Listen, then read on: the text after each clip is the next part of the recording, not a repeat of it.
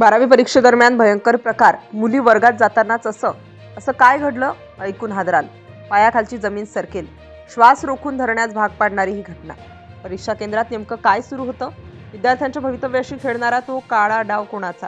आणि अचानक अशी कोणती हालचाल झाली की सगळ्यांच्या चेहऱ्यावरचा रंगच उडाला? सकाळपासून वातावरण तणावाचं होतं. 12वीची परीक्षा आयुष्यातील महत्त्वाचा टप्पा. मुली शिस्तीत वर्गाकडे जात होत्या. काहींच्या हातात हॉल तिकीट, काहींच्या ओठांवर शेवटचा फॉर्म्युला, तर काहींच्या चेहऱ्यावर प्रचंड ताण. पण त्या दिवशी वर्गाच्या दारात पाऊल टाकतानाच काहीतरी वेगळं जाणवत होतं. काही विद्यार्थ्यांची नजरानजर होत होती. कुजबूज वाढत होती. बाकावर बसल्यानंतरही एक विचित्र हालचाल सुरूच होती. पेपर वाटण्याआधीच काही जणांच्या चेहऱ्यावर आत्मविश्वासापेक्षा जास्त काहीतरी दिसत होतं. तो आत्मविश्वास होता का तयारीपेक्षा जास्त माहितीचा आधार?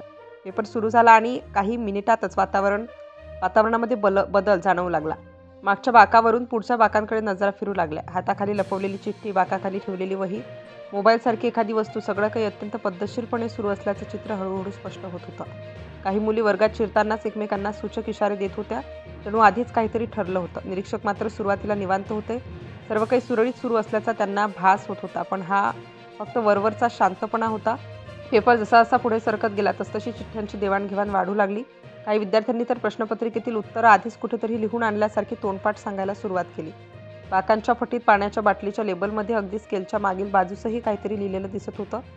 बाहेरच्या कॉरिडॉरमध्येही संशयास्पद हालचाली दिसत होत्या. काही कर्मचारी वारंवार वर्गाजवळ येऊन जात होते. कोणाला काय सांगितलं जात होतं, कोणाला इशारा दिला जात होता, हे सगळं नेमकं कोणाच्या माहितीत होतं? अचानक परीक्षा केंद्राच्या परिसरात एक गाडी थांबली. काही अधिकारी आत शिरले. वातावरणात तणाव वाढला. वर्गात अचानक शांतता पसरली. विद्यार्थ्यांच्या चेहऱ्यावर भीती स्पष्ट दिसू लागली.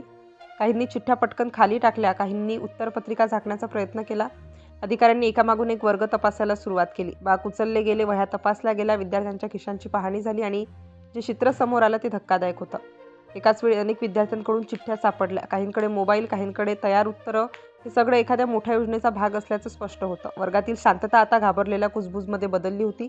निरीक्षकांनी केंद्रातील काही जबाबदार व्यक्तींचीही चौकशी सुरू झाली. कारण इतक्या मोठ्या प्रमाणावर हा प्रकार कसा काय घडू शकतो? कोणाच्या संमतीशिवाय इतकी मोठी हालचाल शक्य आहे का? विद्यार्थ्यांची संख्या वाढतच होती.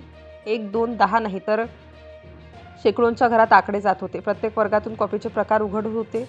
काही विद्यार्थ्यांच्या डोळ्यात अश्रू होते. काहींनी चूक मान्य केली, काहींनी नकार दिला. बाहेर पालकांची गर्दी वाढली. काय चाललंय आत? इतकी गडबड कशासाठी? अशी विचारणा सुरू झाली. पण आत मात्र कारवाई वेगाने सुरू होती.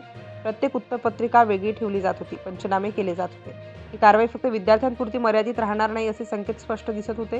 कारण इतक्या मोठ्या प्रमाणावर सामूहिक कॉपी हा साधा प्रकार नव्हता. यात व्यवस्थापनातील त्रुटी उघड होत होत्या. अधिकाऱ्यांनी तात्काळ अहवाल तयार केला. वरिष्ठ पातळीवर माहिती पाठवली गेली. जबाबदार अधिकाऱ्यांवरही कारवाई होण्याची चर्चा सुरू झाली. परीक्षा व्यवस्थापनावर प्रश्नचिन्ह निर्माण झालं. विद्यार्थ्यांच्या भवितव्यावर मोठं सावट आलं. ज्यांनी मेहनत घेतली होती त्यांच्यावरही संशयाची छाप पडली. प्रामाणिक विद्यार्थ्यांमध्ये संताप उसळला. आम्ही अभ्यास केला, मग आमचं काय? असा सवाल विचारला जाऊ लागला. दरम्यान कॉपीमुक्त अभियानाचा जोर वाढवण्याचा निर्णय घेण्यात आला. पुढील पेपरसाठी कडक बंदोबस्त लावण्याचे आदेश दिले गेले. भरारी पथकांच्या धाडी वाढवण्यात आल्या. ही घटना जिल्ह्यातील आतापर्यंतची सर्वात मोठी कारवाई ठरली.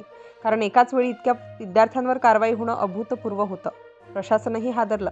चौकशीतून हेही स्पष्ट झालं की काही कर्मचारी दुर्लक्ष करीत होते, तर काहींवर थेट सहभागाचा संशय व्यक्त झाला. त्यामुळे केवळ विद्यार्थ्यांवर नव्हे तर जबाबदार कर्मचाऱ्यांवरही कारवाईची प्रक्रिया सुरू झाली. एकूणच या घटनेनं परीक्षा व्यवस्थेतील त्रुटी उघड केल्या. विद्यार्थ्यांना योग्य दिशा देण्याऐवजी शॉर्टकटचा मार्ग कसा निवडला जातो याचं हे मोठं उदाहरण ठरलं. आणि शेवटी सत्य समोर आलं.